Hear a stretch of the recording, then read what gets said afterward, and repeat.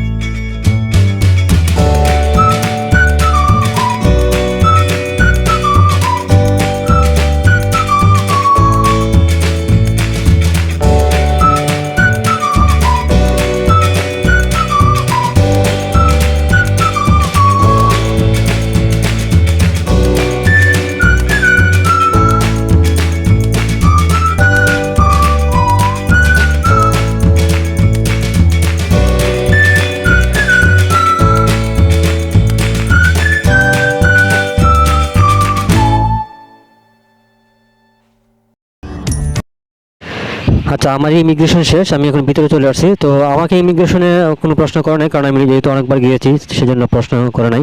তো নতুনদের ক্ষেত্রে কী কী প্রশ্ন করবে সেটা আমি বলে দিব ভিডিওর ভিতরে। তো এখন আমি যাবো ইয়েতে কী বলে ভিআইপি লাউঞ্জে। সেখানে যে ফ্রিতে খানা দানা খাবো এবং রেস্ট নিব। আমার ফ্লাইটের সময় আছে এখনও প্রায় 1.5 ঘন্টা হাতের সময় আছে। তো আমি লাউঞ্জে যে মোটামুটি 1.5 ঘন্টার মতো সময় কাটাবো, খাওয়া দাওয়া করবো ততক্ষণ বসে বসে আর কি।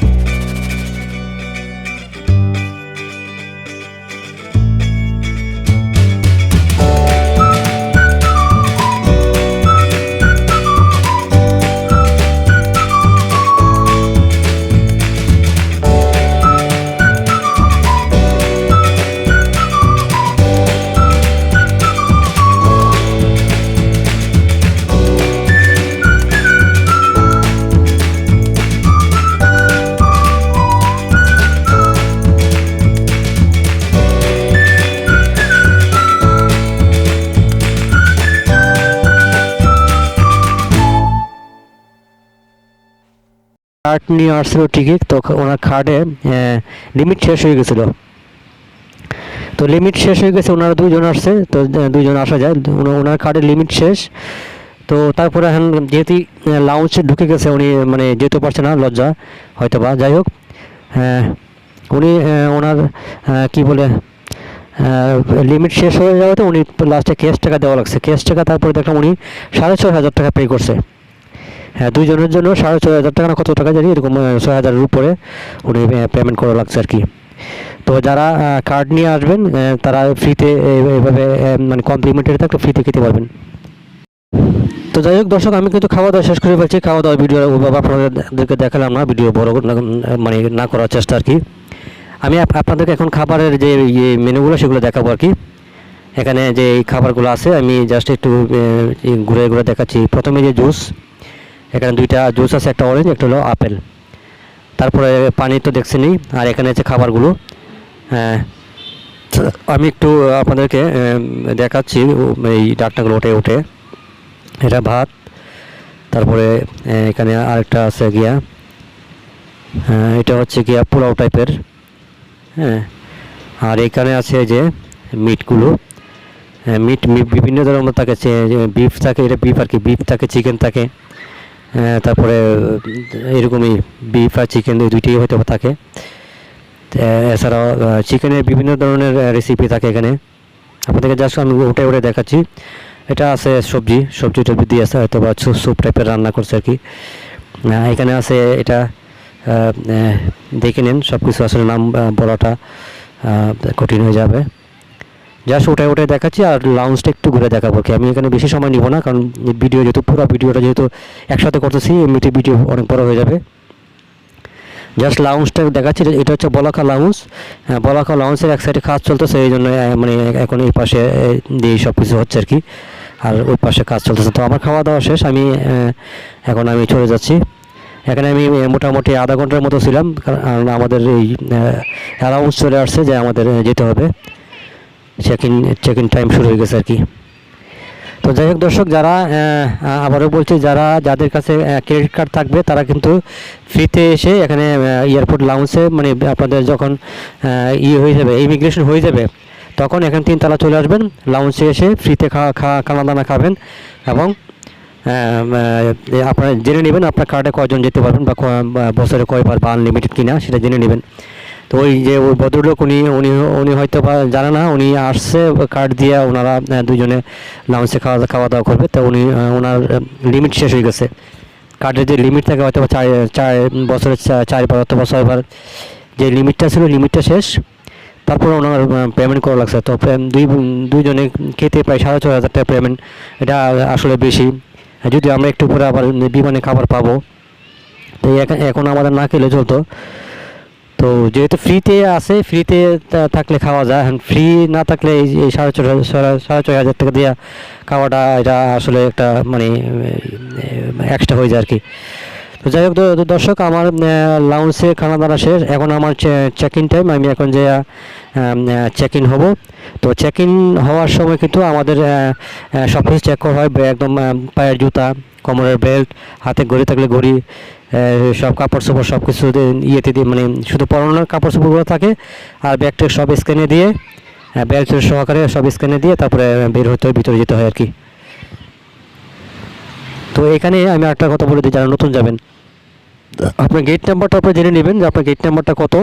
আপনার বোর্ডিং পাশে অবশ্যই লেখা থাকবে, হয়তোবা লেখা না থাকলে আপনার ইয়েতে মনিটর দেখে নেবেন। গেট নাম্বার দেখে আপনার যেই গেটে যেতে হবে সেই গেটে চলে যাবেন। That's it.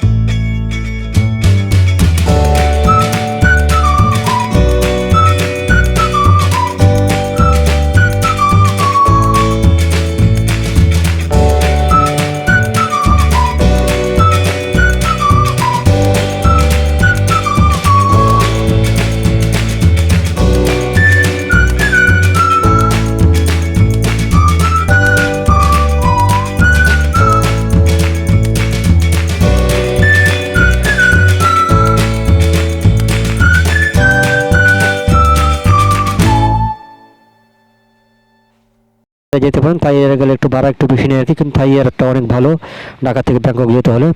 আর একটু রিজনেবলের মধ্যে যেতে গেলে আপনারা বিমান বাংলাদেশ আছে, অথবা কী বলে ইউএস বাংলা আছে, এগুলো দিয়ে যেতে পারেন।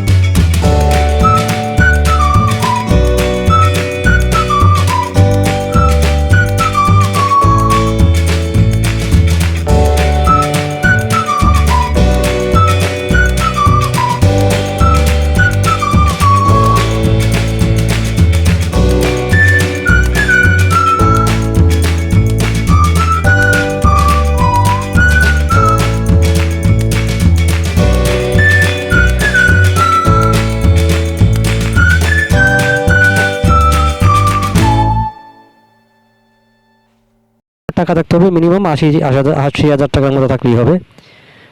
আপনার এই ব্যালেন্স থাকতে হবে কি যখন ভিসা নেবেন তখন। গেল এই 4টা গেল। এরপর লাগবে আপনার যেই পেশায় জড়িত, যদি আপনি ব্যবসায়ী হন তাহলে আপনার ট্রেড লাইসেন্স, দোকানের পেট, দোকানের কার্ড, এই 3টা লাগবে। যদি চাকরিজীবী হন তাহলে আপনার এনওসি লাগবে, যেখানে চাকরি করেন সেখান থেকে একটা ছুটি লেটার লাগবে ইত্যাদি।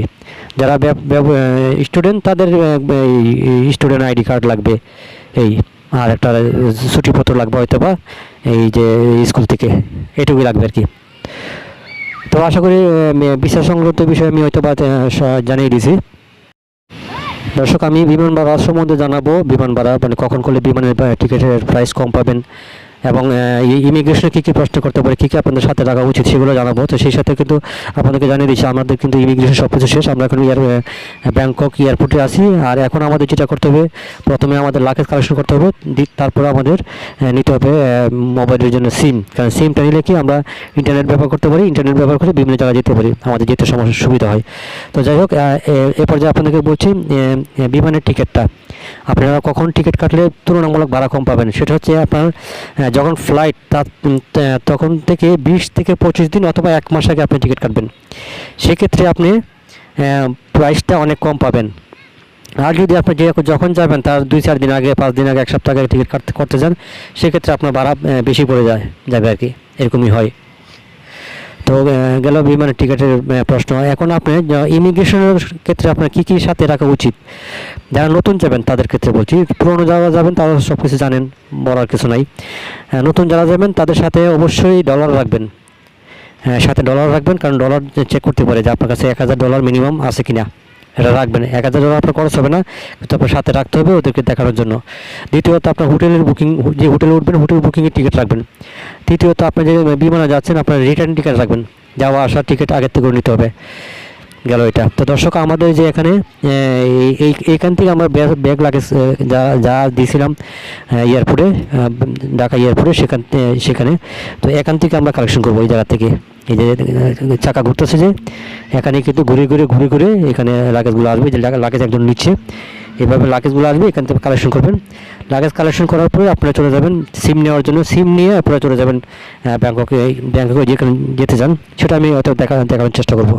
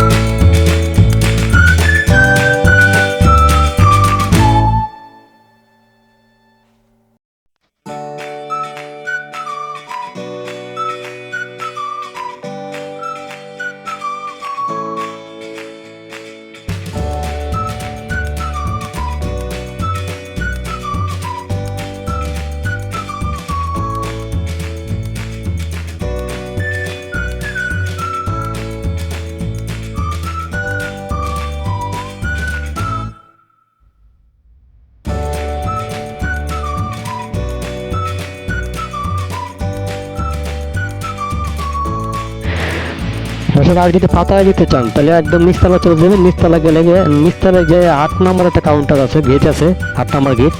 8 নম্বর গেটে যাবেন, সেখানে গেলে পাবেন এই পাতায় যাওয়ার বাস পাবেন। সেই বাসটা সকাল থেকে রাত্রে পর্যন্ত, মানে সকাল 6টা থেকে রাত 8টা বা 9টা পর্যন্ত এরকম মানে বাস চলাচল করে, তারপরে চলাচল করে নাকি।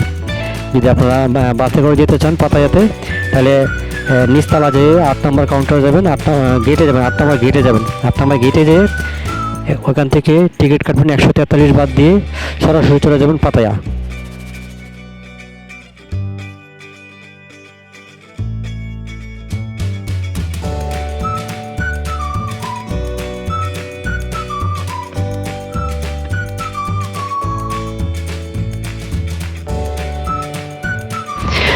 দর্শক আমি এখন এমআরটি স্টেশনে যাব, একদম আন্ডারগ্রাউন্ডে। সেখান থেকে টিকিট করে চলে যাবো এমআরটি দিয়ে ব্যাংকক সিটিতে। তো তারা না জানেন তাদেরকে বলছি টিকিটটা কীভাবে কাটবেন। এখানে প্রথমে ইংলিশ করে নেবেন। হ্যাঁ, ইংলিশ করে নিয়ে আপনি যেই জায়গায় যাবেন সেই জায়গায় ক্লিক করবেন। তারপরে আপনারা 1 দিবেন, যেহেতু একটা টিকিট কাটবেন 2 টাকার 2টা দিবেন। 1 দিয়ে তারপরে আপনার কত বাদ, 45 বাদ বা 45 বাদ যাই দেখা, আপনি এখানে টাকা দিবেন। বেশি বড় নোট দিয়েন না, সর্বোচ্চ 100 টাকা নোট দিয়েন, এরপর নোট নিবে না। 100 টাকা যদি নোট দেন অথবা 50 টাকা যদি নোট দেন, তখন এই যে আপনার টিকিটটা এই পাশে চলে আসবে, আর বাকি যে বাকি টাকাটা পাবেন সেটা এই পাশে চলে আসবে। যেভাবে এই যে আমি টিকিটটা করতেছি, আপনাদেরকে দেখাচ্ছি। আপনার ফেরত টাকাটা চলে আসবে, আপনার টিকিটটা চলে আসবে। যারা না জানেন তাদেরকে আমি বলছি। এখন তো আমাদের ঢাকা তো এমআরটি আছে, হয়তো অনেকে জানেন। তো এইভাবে টিকিটটা কেটে তারপরে চলে যাবেন হ্যাঁ ট্রেন ধরার জন্য, একদম আরও আন্ডারগ্রাউন্ডে। তো যারা টিকিট কাটতে অসুবিধা হবে তাদেরও সমস্যা নয়, তারা যে এখানে কাউন্টার আছে, কাউন্টারে যেয়ে বলবেন আমি অমুক জায়গায় যেতে চাই। যদি আপনার জায়গার নাম না জানেন, তাহলে আপনি ম্যাপ দেখাবেন যে আমি অমুক জায়গায় যেতে চাই, আমি কোথায় নামবো, তারা তখন বলে দিবে। এখান থেকে টিকিট করবেন। যদি আপনার বড় নোট থাকে, 1000 টাকা নোট থাকে, তাহলে এখান থেকে টিকিট করবেন।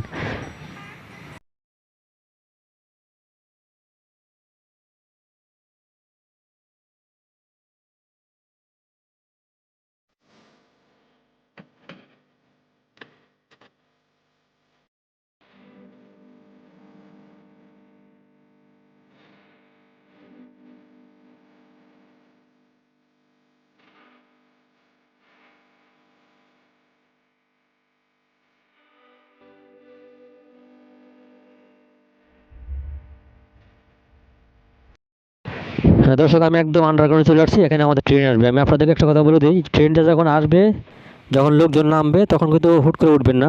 লোকজন নামার শেষে 1 মিনিটের বিরতি থাকবে। 1 মিনিটের বিরতিতে সবাই ট্রেনটা পরিষ্কার করবে, তারপরে লোকজন উঠতে হবে।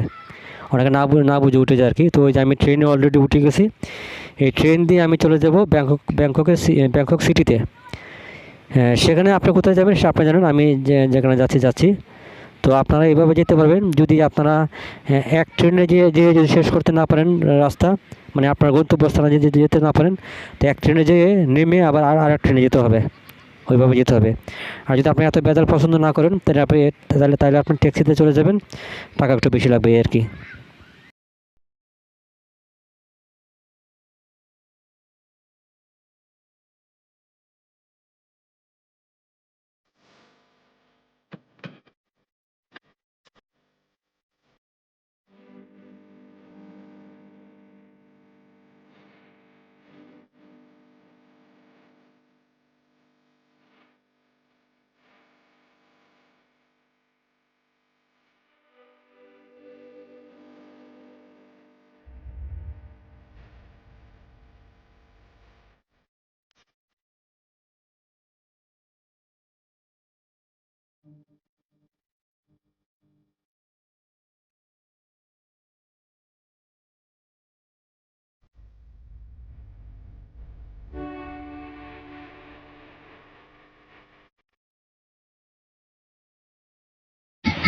দর্শক, ট্রেনের ভিতরটা আপনাদেরকে পুরোপুরি দেখাচ্ছে। ট্রেনটা কিন্তু অত্যন্ত পরিষ্কার পরিচ্ছন্ন, কোনো দুর্গন্ধ নাই।